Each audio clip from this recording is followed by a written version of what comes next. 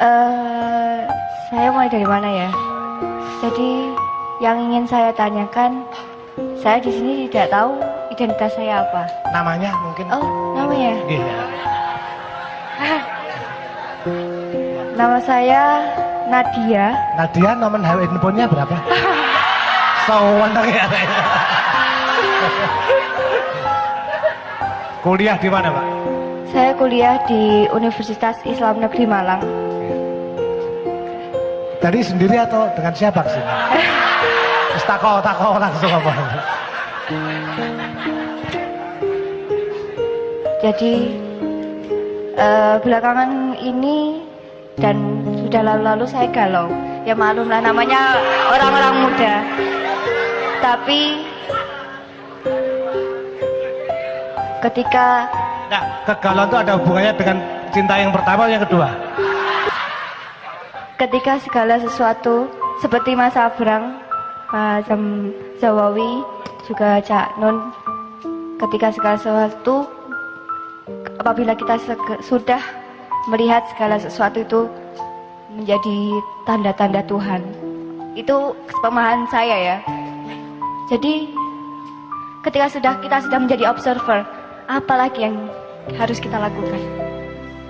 Terus yang menjadi kegalauan saya, kenapa Tuhan memilih saya untuk hidup, untuk ada? Bisa, jadi itulah kegalauan saya yang sama ini. Jadi saya bisa, suatu ketika saya pernah berpikir bahwasanya saya bahkan asap rokok, di situ ada Tuhan. Daun, di situ ada Tuhan. Itu adalah tanda-tanda dari adanya Tuhan. Lalu ketika kita sudah berhadapan dengan Tuhan, ya Allah Tuhan, ini kita berhadapan dengan Tuhan. Harusnya kita sadar, tetapi yang salah dari saya itu adalah kadang kita tidak sadar. Dan ketika ya itu pertanyaan tadi ya, ketika kita sudah menjadi observer, lalu apa tugas kita, Mas Abrang? Dan mengapa saya ingin tanya ya, kalau misalnya ditanya ya, saya ingin tanya sekali, Tuhan, kenapa Engkau memilih aku untuk hidup? Ya jawabannya akan secara logika kan. Ya udah, tanya aja sama Tuhan. Tetapi kata Bapak Guru, saya harus tanya ke Simbah Guru. Dan mungkin saja bisa jawab. Terima kasih. Nadia, kamu ndak usah pikirin dirimu sendiri dan ndak usah kok aku lah, anggitmu aku iku sapa? Kon iku sapa anggitmu? Gak usah kok perhatian awakmu iku. Tapi nek ancane kon ngeyel tiap hari kamu bertanya begitu, kon tak kandhani. Sebentar lagi kamu akan tahu kenapa kamu yang dipilih oleh Allah menjadi dirimu. Radio, ya. 1 tahun kemudian kamu akan tahu kenapa engkau yang dipilih. Cukup 1 menit sesudah kamu tahu apa isi hati suamimu. Nek kon wis ro isine atine suamimu, kon iso jawab pertanyaanmu iku mang. Dan percayalah, sampai akhir hayatmu kamu tidak benar-benar tahu isi hati suamimu.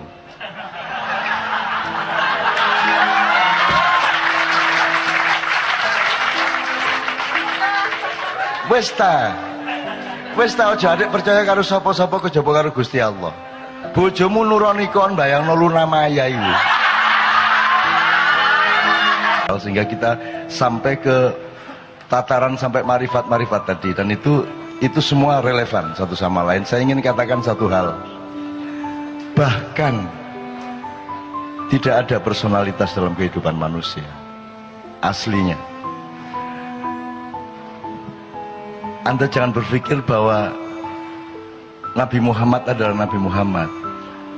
Selama kamu masih menyangka Muhammad adalah punya personalitas di mana dia adalah anaknya Pak Abdullah dan Ibu Aminah, Anda salah sangka. Kalau Anda menyangka saya adalah Muhammad Ainun Najib, itu sumber penderitaan Anda di masa yang akan datang, karena saya bukan Nabi Ainun Najib. Ya. Ini mungkin masih jadi pertanyaan Anda, tapi bisa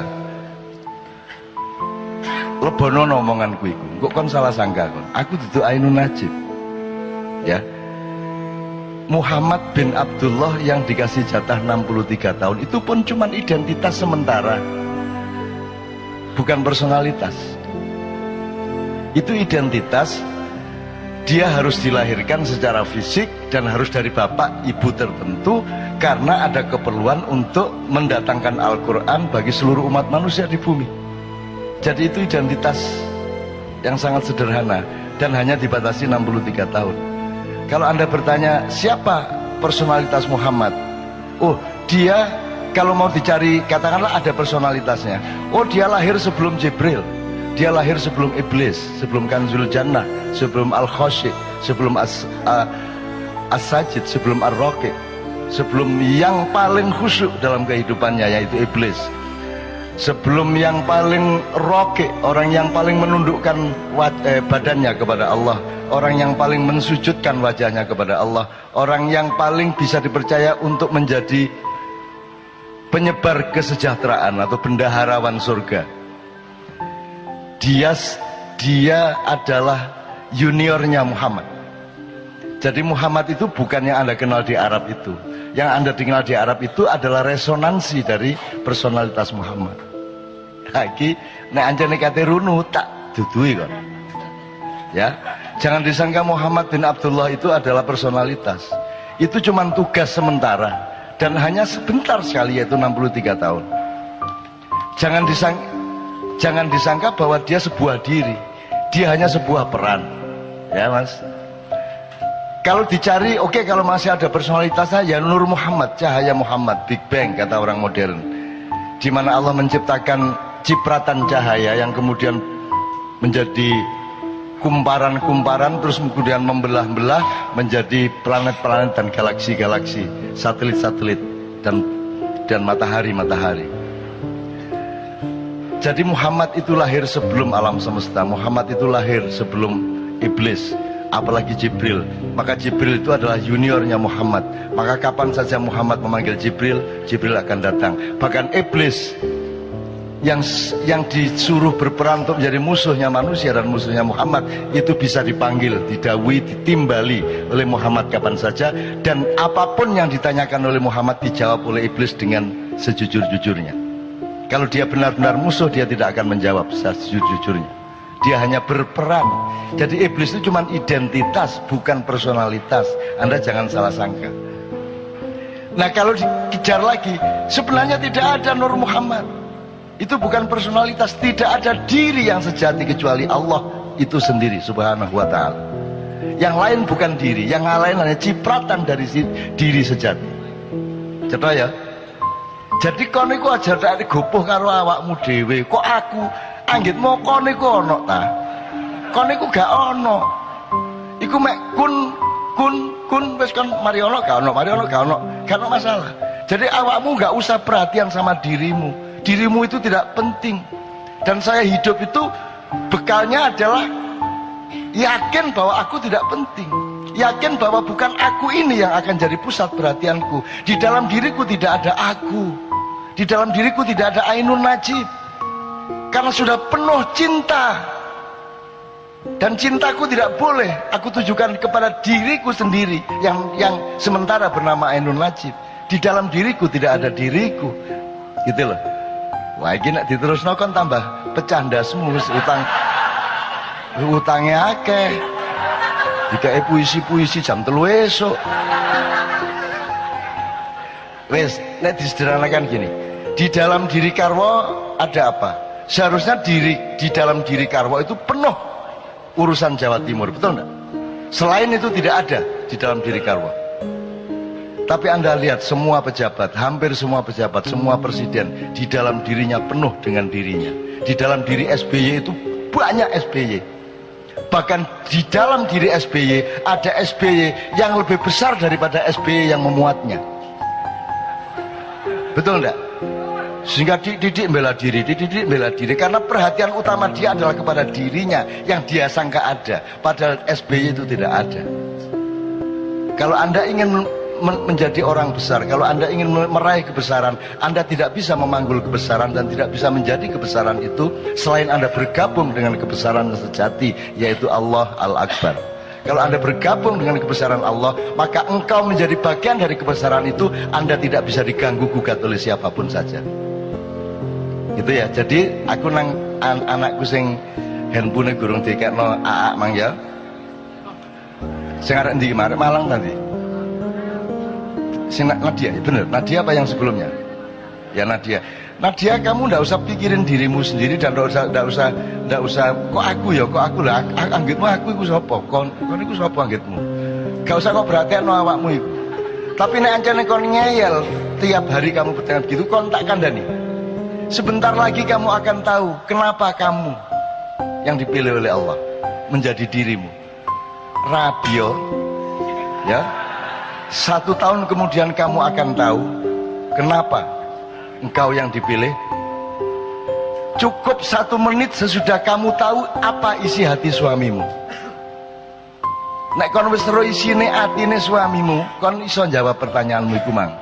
Dan percayalah, sampai akhir hayatmu kamu tidak benar-benar tahu isi hati suamimu.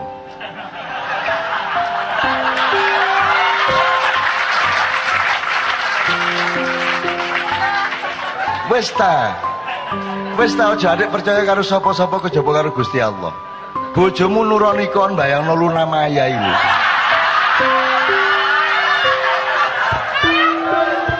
Jadi sudahlah, jadi kamu jangan tuntut suamimu kayak apapun dan jangan tuntut dirimu kayak apapun. Penuhilah dirimu dengan pekerjaan-pekerjaan dan perbuatan baik yang Allah perintahkan. Jadi dirimu adalah perbuatan baikmu itu, bukan Nadianya, bukan yang kamu sangka dirimu itu. Jadi orang yang masih sedih, orang yang masih pesimis, orang yang masih tidak punya semangat adalah orang yang salah sangka terhadap dirinya sendiri. Dan karena dia salah sangka kepada dirinya sendiri, maka dia juga salah sangka kepada dunia, dia salah sangka kepada apa saja, apalagi kepada Allah Subhanahu wa taala. Dia pasti salah sangka. Wes ya. Cik iso diterusno iki, tapi cukup ya. Cukup. Dah. Jangan salah sangka kamu. Jadi dirimu itu ndak usah nulah, ndak usah peduli lah. Aku gak peduli kok. Aku gak peduli karo awakku. Karena aku sepi, karena kadang-kadang aku ingat aku ini seolah-olah aku, tapi kemudian lupa lagi karena aku harus ketemu dengan bang-bang wetan. Nanti pulang dari sini naik mobil, dolek rawon, rada eling meneh. Loh aku ndek endi rek? Ngono kan? Nah itu saya itu mengalami kesepian terus-menerus.